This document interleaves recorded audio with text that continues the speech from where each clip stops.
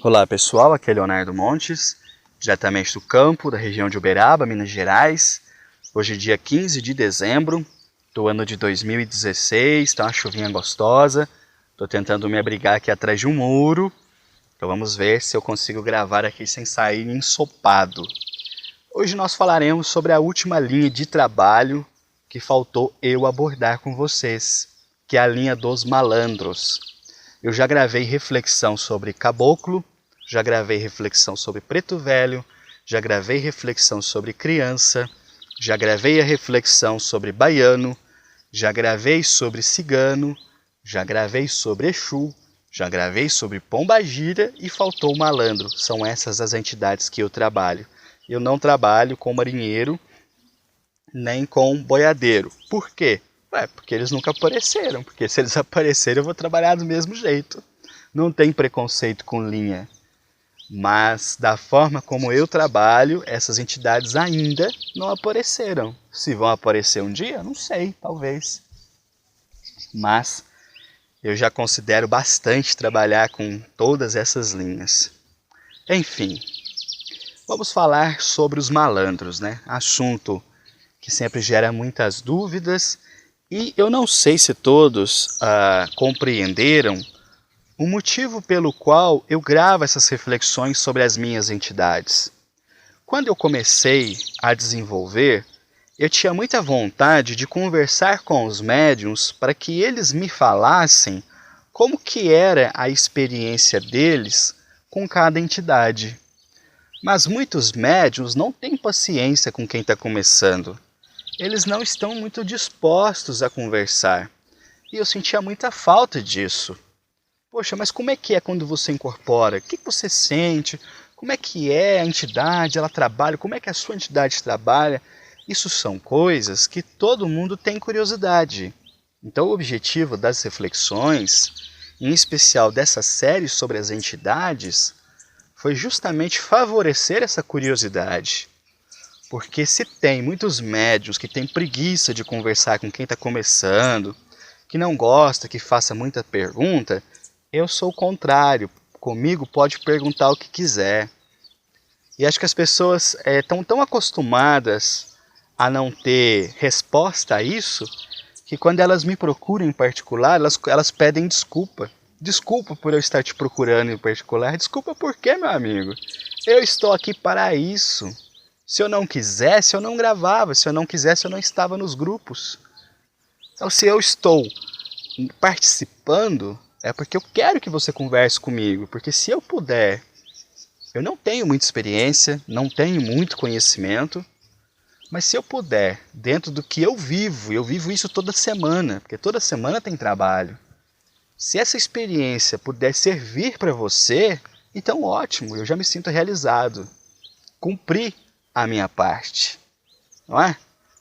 E assim, nós vamos falar então dos malandros, que é a última linha que falta, né?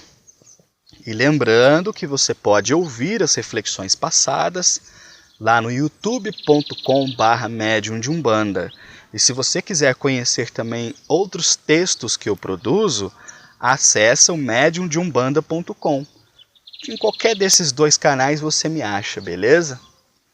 Então vamos lá, malandro. No nosso linguajar popular, quando você fala em malandro, você está falando de uma pessoa que passa a perna nas outras, de uma pessoa que engana as outras, de uma pessoa que lança de estratégias para se favorecer e prejudicar alguém. Isso é o que nós chamamos malandro no conceito popular. Mas na Umbanda é a mesma coisa? Não. A Umbanda, as entidades quando se manifestam, não é sempre para fazer a caridade. Então como pode uma entidade da Umbanda tripudiar uma pessoa, enganar uma pessoa? Isso não é comportamento de guia, de entidade de Umbanda. Então não é esse o caso, certo? Vamos lá. O que significa ser malandro na Umbanda? Malandro na Umbanda é aquele espírito que olha para o problema e pensa em estratégias para resolvê-lo. Ele não bate de frente, ele não dá murro em ponta de faca, ele não discute, ele conhece o problema e a partir do conhecimento desse problema, ele busca formar estratégias para pensar suas ações. Isto quer dizer o quê? Molejo, rebolado. O malandro na Umbanda, ele vai te ensinar isso. Se você chegar lá reclamando para o malandro que está com problema com seu marido, com seu chefe, com a sua esposa, com seu filho, o malandro vai ter um olhar de você conhecer essa pessoa, conhecer as suas atitudes e usar isso a seu favor, para que você se esquive de problema, para que você se esquive de arrumar dor de cabeça, para que vocês possam conviver de forma feliz. Então eu particularmente associo muito ao trabalho do malandro a questão da esquiva, né? Ele não é que é aquele que se esquiva para não enfrentar nada, não, ele sabe que há coisas que ele não pode mudar, então ele tem aquele molejo, ele se curva para que a tempestade passe e depois ele possa voltar a seu estado original em integridade. Isso é típico de um trabalho de malandro. Agora, em nossa casa, todas as entidades da esquerda são consideradas espíritos inferiores. Quando nós falamos espíritos inferiores, nós não estamos falando de espíritos maus ou perversos. Estamos falando de entidades que estão ainda muito próximas da matéria e que, portanto, não se elevaram enquanto espírito. Então, existem algumas casas, algumas doutrinas que enxergam as entidades, mesmo da esquerda, como espíritos de luz. Não é o nosso caso. A gente enxerga como espírito que está em busca da luz, em busca da felicidade, em busca da paz. E a condicional para que ele faça isso é fazer o bem, é fazer a caridade, é trazer amor ao próximo. O que não exclui a sua tendência ainda muito materializada. Então a entidade ela vai se manifestar, ela vai atuar, mas ela não deixa de ser quem ela é. Ela não perde o seu gingado, ela não perde os seus gostos, ela não perde as suas tendências e ela tem liberdade na Umbanda para trabalhar da forma como ela quer trabalhar, sem tanta censura, sem tanta frescalhada. Então, algumas pessoas reclamam, eu não gosto de malandro porque malandro é desrespeitoso com a pessoa. Bom, vai depender do seu conceito. Porque se for, por exemplo, um malandro mulherengo, ele pode realmente provocar sua esposa, ele pode fazer uma brincadeira, mas não passará de brincadeira. Se você é um cara muito ciumento, ele pode chegar para sua esposa e falar, ó, mulher bonita, se você não quiser, eu quero. Ou se for uma malandra, por exemplo, chegar para um casal e falar, nossa, quem me dera em vida tivesse um marido assim, um namorado assim, mas nada vulgarizado, é aquela coisa que caminha na brincadeira, que vai levando no molejo, nos gracejos mesmo. Então, compreender isso me parece muito importante, porque com frequência eu escuto esse tipo de comentário, né? Ah, não gosto de malandro porque malandro é desrespeitoso. Mas espera aí, às vezes você que é rígido demais, e aí você não gosta de uma brincadeira. Às vezes, por exemplo, você pode chegar lá, um malandro fazer uma piada porque você é careca, ou porque você é narigudo, ou porque você está gordo, ou porque você está magro demais. São entidades alegres. Elas fazem piadas às vezes, mas elas não são desrespeitosas. Eu já vi relato de gente falando assim, porque o malandro passou a mão na mulher, ou passou a mão. Não, aí tá errado. O malandro não faz isso. Ele não precisa te encostar. Ele faz uma brincadeira. Se você responde dando ensejo para que ele continue brincando com você, então pode ser que ele comece a brincar. Mas se você for de uma pessoa séria, ele faz uma brincadeira e percebe que você não gostou, então ele te larga para lá. Ele não vai fazer brincadeira com você. Então malandro não desrespeita a pessoa. Malandro às vezes tem um linguajar que pode ofender aos mais sensíveis, porque eles não têm papa na língua, como o Exu. Só que enquanto o Exu geralmente leva para o lado da força, para o lado da firmeza, o malandro já leva mais para o lado da brincadeira. Ele pode ter uma conotação sensualizada na sua fala ou nos seus gestos, mas ele não é uma entidade sexualizada. Existe uma diferença. Esse negócio de, porque o malandro esfregou, isso aí é bobagem, ele não vai te pôr a mão por conta disso. E aliás, eu escuto até muitas pessoas falando, porque eu não levo meus filhos, porque a entidade às vezes xinga muito, faz umas brincadeiras pesadas. Isso pode acontecer? Claro que pode. É da entidade. Tem casa que não permite, tem casa que é tão rígida que a entidade vai se manifestar, ela não pode xingar, ela não pode fazer nada, ela não pode brincar. Então depende da casa. Na nossa casa, a única regra é: cada entidade faça o que quiser, desde que haja com ética e moral. Só isso. Então quando eu incorporo o malandro que trabalha comigo, que é o Zé Pretinho, ele faz muita brincadeira. Às vezes ele faz piada com os homens, às vezes faz piada com as mulheres.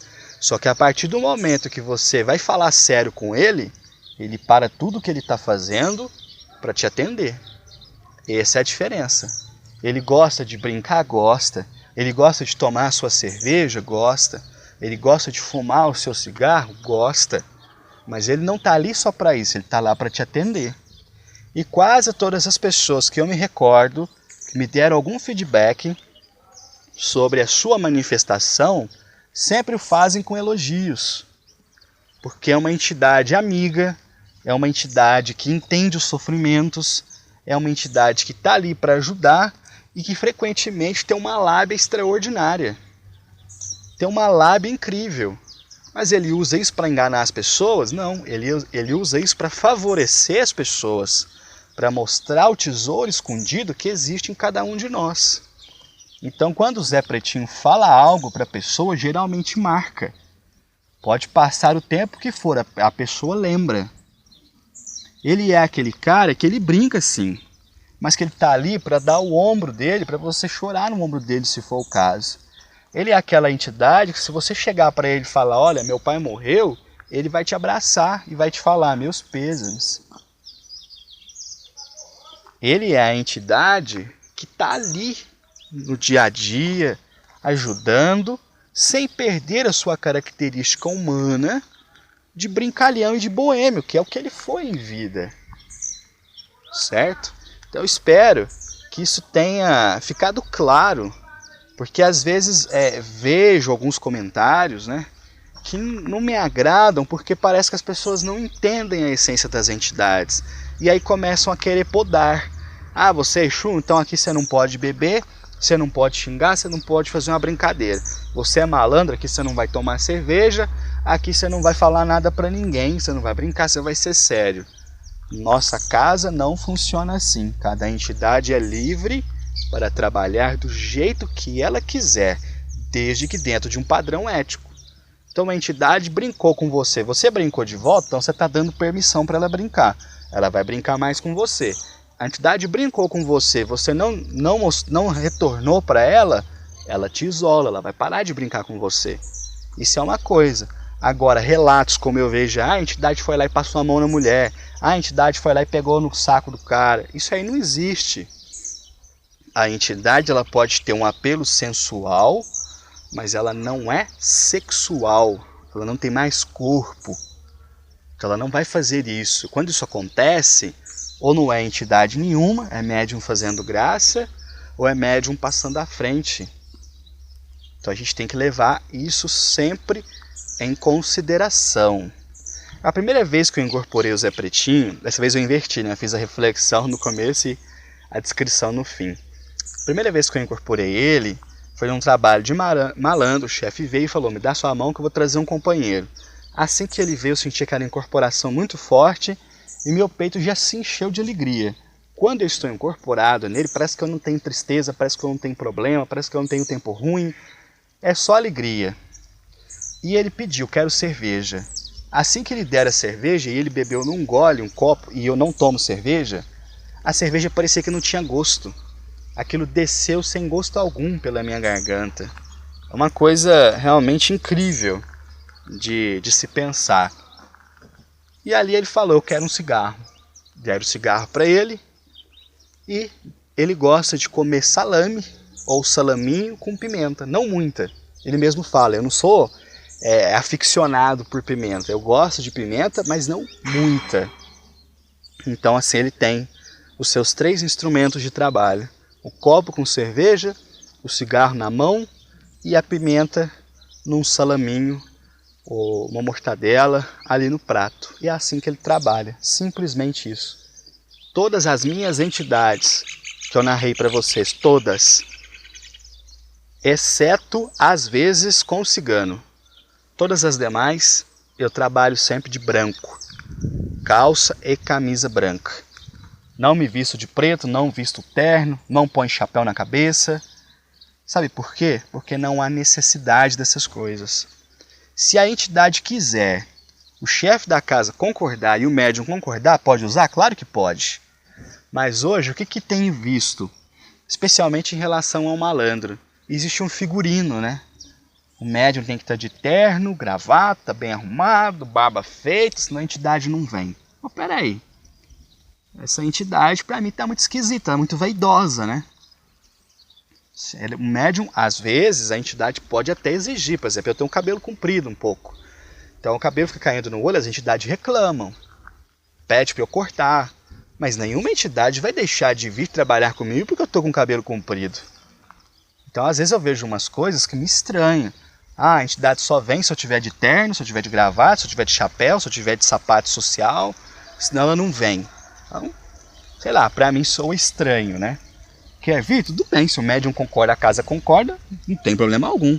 Mas deixar de trabalhar só porque o médium não tá assim, aí já me parece muito estranho. Bom, eu vou parando por aqui, a chuva tá engrossando, já estou bastante molhado, mas eu espero que o áudio tenha ficado bom para vocês. Encerramos então a série de manifestações das minhas entidades e eu espero demais que tenha sido proveitoso para vocês, como foi gratificante para mim relembrar esses casos, trazer essas informações. Vou parando por aqui, um abraço a todos e lembre sempre de acessar o youtube.com/médium de Umbanda, que as reflexões estão lá. Se você quiser ler textos meus, acessa mediumdeumbanda.com, ok? Um abraço a todos.